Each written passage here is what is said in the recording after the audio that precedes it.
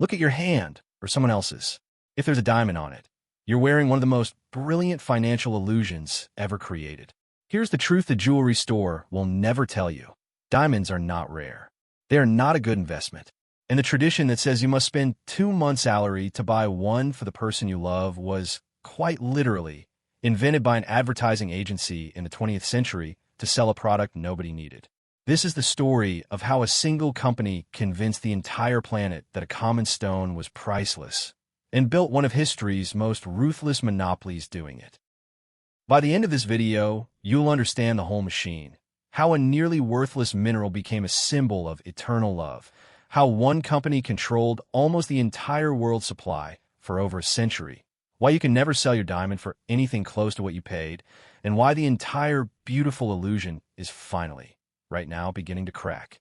And along the way, you'll collect some of the most important money lessons we've ever covered about scarcity, marketing, monopoly, and how to tell the difference between real value and a story you've been sold. Let's begin where all of it began, with too many diamonds. For most of human history, diamonds genuinely were rare. They came almost exclusively from India and later Brazil, in tiny quantities, found in riverbeds, reserved for kings and emperors. Their scarcity was real, and so was their mystique. A diamond was a thing almost no one would ever see, let alone own. If the story had stayed there, diamonds might have remained a genuine rarity. But in 1869, everything changed in a way that should have destroyed the diamond's value forever. Because in South Africa, prospectors struck something that turned the entire idea of diamond scarcity into a joke. They found a mountain of them, enormous deposits of diamonds, buried in the South African earth in quantities the world had never imagined possible. Suddenly, diamonds weren't a scattering of stones from distant rivers. They could be mined by the ton. A diamond rush exploded, fortune seekers poured in, and mines like the legendary Kimberley Pit, an enormous hole dug entirely by hand, began pulling diamonds out of the ground at a staggering rate. And this created a very simple, very dangerous economic problem for everyone who owned diamonds or dug for them. The problem is the first rule of economics. When supply explodes, price collapses. If millions of diamonds suddenly flood the market, then diamonds become common, and common things are cheap. The miners of South Africa were, without realizing it, about to make themselves poor by their own success. The more they dug, the more worthless each stone would become, until diamonds sold for the price of any other pretty rock. Everyone in the diamond business was staring at ruin, all racing to pull up a treasure that would evaporate the instant there was too much of it. And into this chaos stepped one of the most ruthless businessmen of the age. His name was Cecil Rhodes. Arriving in South Africa as a young man, Rhodes started not by mining diamonds, but by renting water pumps to miners whose pits kept flooding, a classic sell shovels in a gold rush move. With those profits, he began doing something far more ambitious, buying up diamond claims and mines, one after another. Rhodes understood the terrifying math better than anyone. As long as dozens of independent miners competed, all dumping diamonds onto the market, prices would keep falling. There was only one solution, and it was audacious. One entity had to own or control all of it. In 1888, Rhodes consolidated the major mines into a single company and gave it a name that would come to control an entire global industry, De Beers Consolidated Mines. By around 1890, De Beers controlled roughly 90% of the world's diamond production. And with that control came the power that is the entire secret of the diamond business. The power that transformed a collapsing commodity into an eternal symbol of wealth. The power to decide how many diamonds the world would be allowed to have. This is the core trick, so let's be crystal clear about it. De Beers didn't make diamonds valuable by finding more of them. It made diamonds valuable by hiding most of them. The company mined diamonds by the ton, then deliberately released only a small, carefully controlled trickle onto the market each year, locking the rest away in vaults. By strangling supply, it created artificial scarcity, the appearance of rarity for something that was in reality abundant. The diamonds in the vault were worth more precisely because the world was never allowed to see them. It was scarcity as a product, manufactured on purpose. To grasp how total this control was, picture the single most important room in the diamond world, a nondescript office in London where, for decades, the cartel held events called sites. A handful of hand-picked buyers, the only ones allowed to purchase rough diamonds in bulk, would be handed a sealed box. Inside was an assortment of diamonds and a price. There was no negotiating. You bought the box at the cartel's price, or you were never invited back and cut out of the diamond business entirely. The world's diamond dealers didn't shop for diamonds. They were rationing them, on the cartel's terms, take it or leave it. That is what absolute control of a market actually looks like. The man who perfected this machine came after Rhodes, Ernest Oppenheimer, who took control of De Beers in the 1920s and 1930s and turned it into the most sophisticated cartel the world had ever seen. Oppenheimer's insight was that controlling the mines wasn't enough. You had to control the entire river of diamonds from the ground to the shop window. He built what became known as the Central Selling Organization, a single channel through which the world's diamonds would flow. Miners sold to De Beers. De Beers decided the price, the quantity, and the timing. Nothing moved without passing through the cartel. And whenever a threat appeared, De Beers had a simple, brutal response. Absorb it. When a new diamond deposit was discovered somewhere in the world, a rival mine, a new country, De Beers would move to buy it, control its output, or strike a deal to funnel its diamonds through the cartel. If a competitor tried to sell independently and flood the market, De Beers could open its vaults and unleash a wave of cheap diamonds to crash prices and bankrupt the upstart, then snap the supply shut again. Get in line or get destroyed. For a century, almost everyone got in line. But by the late 1930s, De Beers faced a problem that all its control over supply couldn't solve. It could make diamonds scarce. What it couldn't do by force was make people want them, and demand was weak. The Great Depression had crushed luxury spending. In the crucial American market, diamonds were seen as a frivolous expense, something for the very rich, not ordinary couples.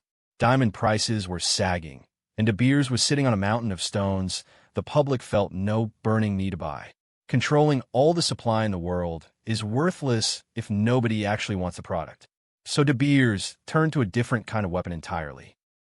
In 1938, De Beers hired an American advertising agency called NWA and gave it a mission that sounds almost insane when you say it plainly: change the emotions and buying habits of an entire civilization so that ordinary people would feel they must buy diamonds. Not could, must. This wasn't going to be an ad campaign to sell a product. It was going to be a decades-long psychological project to weld a common mineral permanently to the most powerful emotion humans have: love. And it worked so completely that you, right now, almost certainly believe some of what they invented. The strategy was diabolically clever.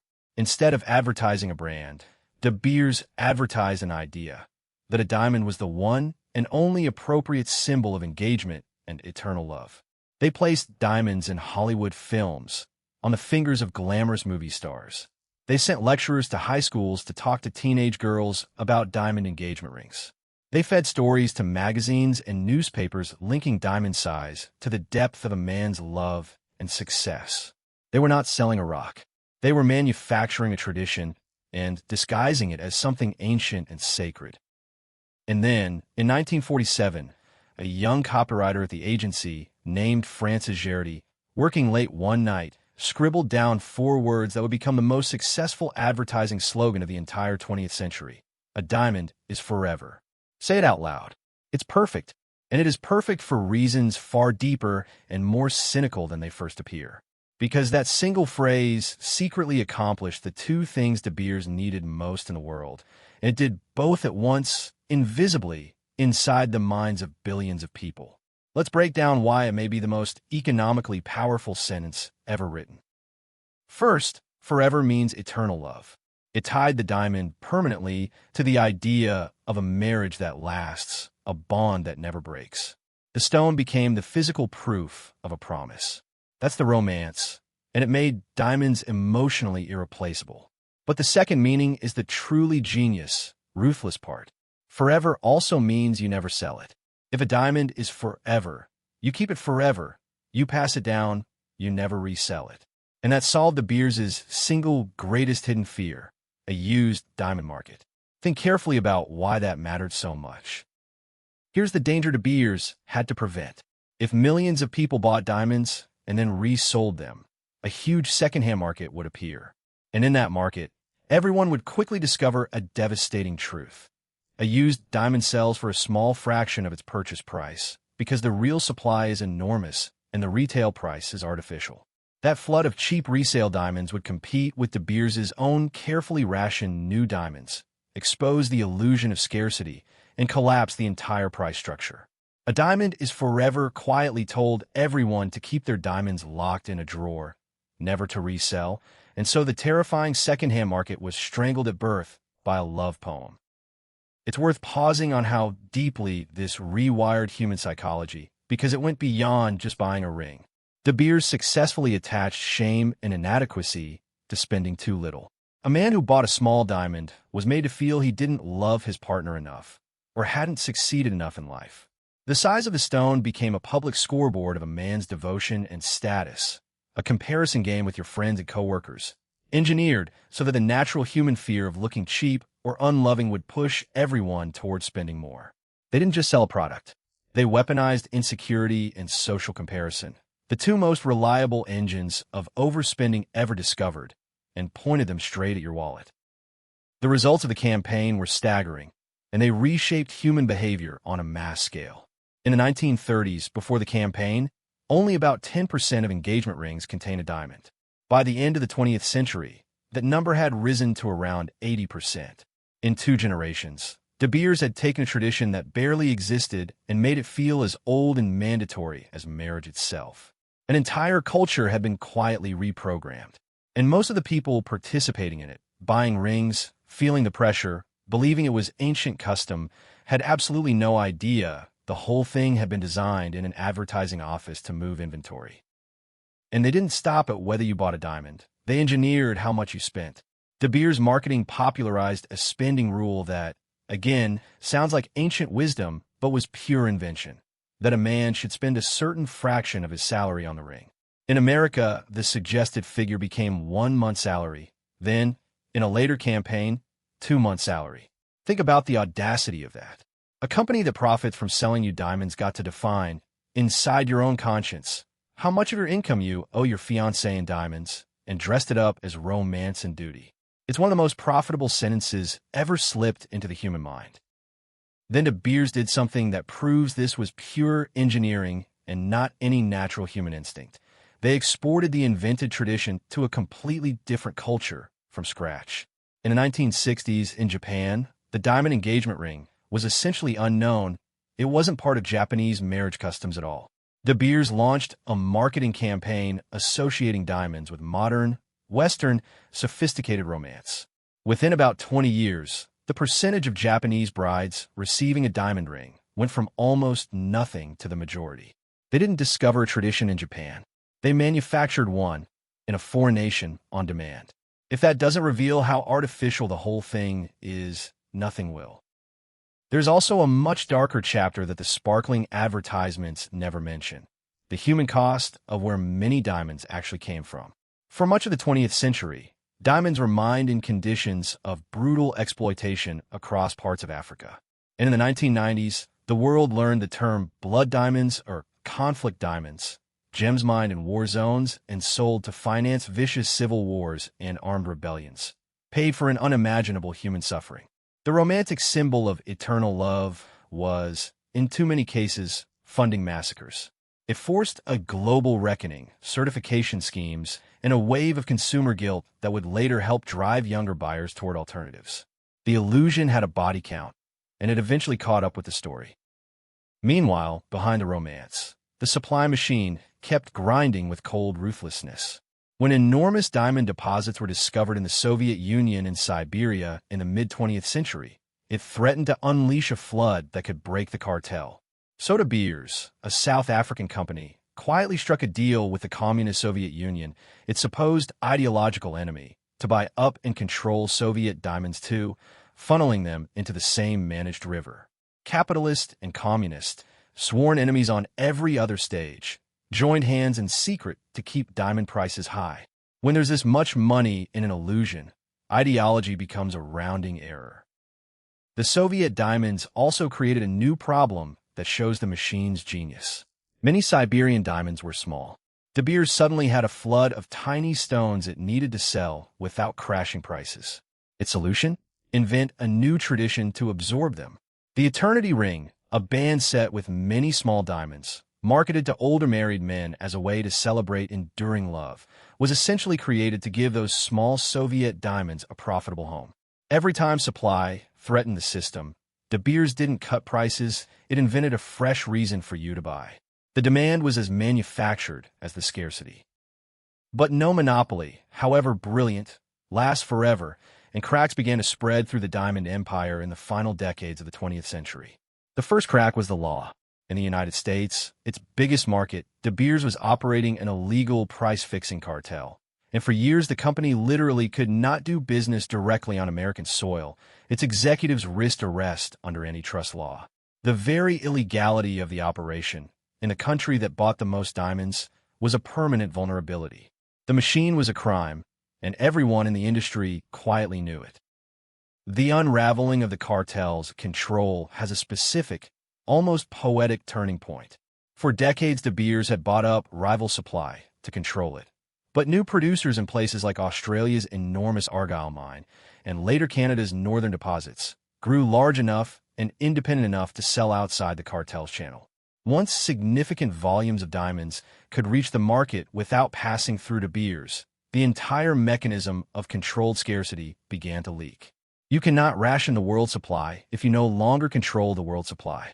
The dam had held for over a century through sheer dominance. But once enough independent rivers found their way around it, the flood the cartel had always feared finally, slowly began. The second crack was competition, the thing the cartel had spent a century preventing. In the 1980s and beyond, major new diamond sources came online in countries that didn't want to play by De Beers' rules, big mines in Australia, and later in Canada and Russia operating more independently. As these producers began selling outside the cartel's channel, De Beers' iron grip loosened. The company that had once controlled 90% of the world's diamonds saw its share of the market fall dramatically over the following decades, eventually to somewhere around a third. The single river was splitting into many streams, and no one could dam them all. Facing a world it could no longer fully control, De Beers made a historic strategic retreat around the turn of the millennium. It abandoned the old model of trying to hoard every diamond on Earth, settled its legal problems in the United States over time, and pivoted from being the world supply dictator to being a premium brand among competitors. It stopped trying to own all the diamonds and started trying to own the story, marketing its own diamonds as the aspirational choice. The cartel was fading, but the illusion it had planted in the human mind that diamonds mean love and love means diamonds was so deep it kept selling stones anyway. And now comes the crack that may finally shatter the whole thing, a threat straight out of science fiction that is very real today: lab-grown diamonds. Scientists can now manufacture diamonds in a factory that are not fakes, not imitations like cubic zirconia, but real, physical, chemically identical diamonds. The same crystal, the same sparkle, indistinguishable to the eye and even to most gemologists without specialized equipment. They're grown in weeks instead of forming over 1 billion years. And critically, they can be produced for a fraction of the cost, often selling for perhaps 80 to 90% less than a mined diamond of the same size and quality. Think about what this does to a business built entirely on artificial scarcity. For 100 years, the whole illusion depended on the idea that diamonds are precious because they are rare and hard to get. Lab-grown diamonds detonate that idea completely. Here is the exact same product, unlimited supply, 90% cheaper, available to anyone. Is the ultimate test of what a diamond's value is ever really made of. If diamonds were valued for their beauty and their physical properties, the lab-grown version should be just as beloved. If they were valued only for the story of scarcity, then the story is now in mortal danger. And the market is giving a fascinating, revealing answer. Lab-grown diamonds have exploded in popularity, especially among younger buyers who are more price-conscious, more skeptical of marketing, and more concerned about the ethics of mined diamonds. Their prices have plunged as production scaled up, exactly what you'd expect when true supply is unlimited. The diamond industry now faces its nightmare scenario: a two-tier market where the emotional story of the natural diamond collides head-on with the cold logic of an identical product at a tenth of the price. The scarcity illusion, for the first time in a century, has a mortal enemy it cannot buy or bury. De Beers' response reveals just how threatened it is. At first, the industry fought lab-grown diamonds, insisting only natural, mine stones carried real meaning, running campaigns around the slogan that real is rare, real is a diamond, an attempt to resell scarcity one more time. Then, in a stunning reversal, De Beers itself launched a line of lab-grown diamonds, positioning them as cheaper, fun, disposable fashion jewelry, explicitly not for engagement rings, in a bid to protect the premium mystique of its mine stones. It's the move of an empire trying to control the very weapon aimed at its heart. Whether it works is one of the great business questions of our time. So let's confront the question that all of this raises, the one that hits your own wallet. Is a diamond a good investment? And the answer, financially, is a resounding no, and now you understand exactly why. The moment you walk out of the jewelry store, your diamond typically loses a large chunk of its value, often 30 to 50% or more, because you paid an artificial retail price propped up by a century of marketing and controlled supply, and the resale market values it at something much closer to reality. There is no liquid, transparent market where you can sell a diamond for what you paid. By design, you were never supposed to sell at all. And that single fact, you can't sell it for what you paid, is the tell that unmasks the entire illusion, and it carries one of the most important money lessons this channel can teach. A genuine store of value, gold, a stock, real estate, has a real, liquid market where buyers compete to purchase it from you, near its true worth. When you're told that an asset is precious, but also that you should never sell it, that there's no real place to resell it, and that reselling would be somehow shameful or unromantic, your alarm bells should ring. That combination isn't the signature of a valuable asset. It's the signature of story. So let's pull out the money lessons, because the diamond story is a masterclass that applies far beyond jewelry. Lesson 1. Scarcity is often manufactured, not real. De Beers took an abundant mineral and made it feel rare by controlling supply. This exact playbook runs through the modern economy: limited edition drops, artificial wait lists, deliberately restricted production of sneakers, handbags, and cars. Before you pay a premium for something rare, ask a hard question. Is this genuinely scarce, or is someone choosing to make it scarce to raise the price? The answer will change what you're willing to pay. Lesson 2. Marketing can create value out of almost nothing, which is both a warning and an opportunity. A four-word slogan reprogrammed the romantic customs of the entire planet and generated hundreds of billions of dollars from a common stone. This is the awesome, slightly terrifying power of branding and story. As a consumer, it means much of what you pay for is narrative, not substance. So learn to see the story and price it honestly. As a builder, it means the story you attach to a product can be worth more than the product itself. Value lives in the mind, not just the material. Lesson 3. Control the supply, control the price, the timeless logic of monopoly. Everything De Beers achieved flowed from owning the choke point through which all diamonds had to pass. The same lesson we saw with Rockefeller and his refineries. Whenever you analyze a business or an investment, ask where the choke point is, who controls the essential bottleneck that everyone else depends on. That position, the toll booth on the only road, is where durable profit and power concentrate. And when you see one entity controlling an entire supply, expect artificially high prices until, as always eventually happens, competition or technology breaks the dam. Lesson 4. Beware traditions that are actually advertisements. The 2-month salary rule, the mandatory diamond engagement ring, entire customs that feel ancient and non-negotiable were invented within living memory to sell a product. Our lives are full of manufactured obligations dressed as timeless values, expensive rituals we never chose but simply absorbed. You don't have to reject them, but you should know which of your beliefs about how you must spend money were installed by someone who profits from that spending. Awareness alone can save you a fortune and free you to spend on what you actually value. And lesson 5, the deepest one, know the difference between price and value, and between a story and a store of wealth. A diamond's price was a story. Its resale value is the truth, and the gap between them is the cost of the illusion. Real wealth is built on assets whose value survives contact with an open, competitive market, things people will freely buy from you near what you paid.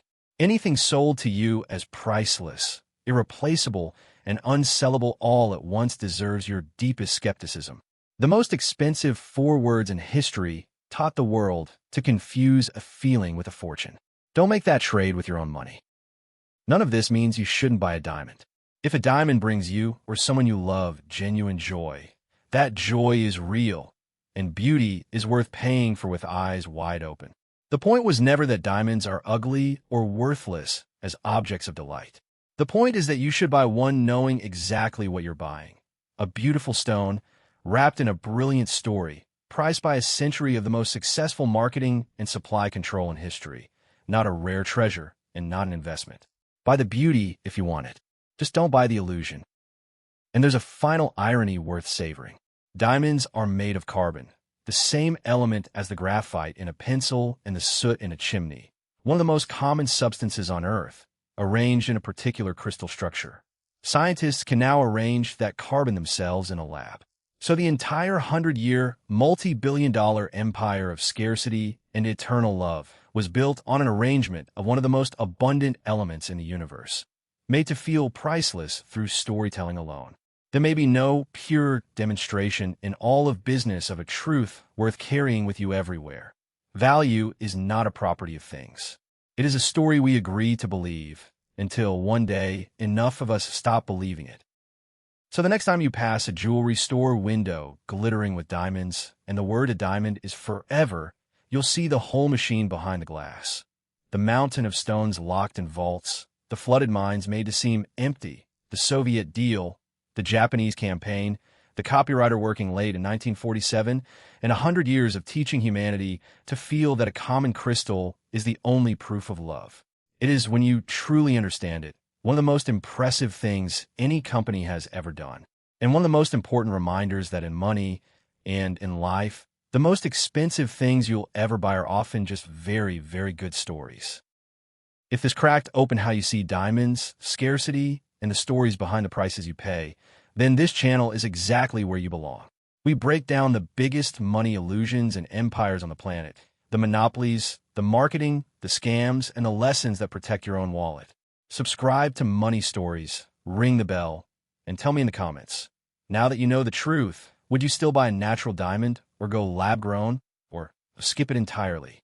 Make your case. See you in the next one.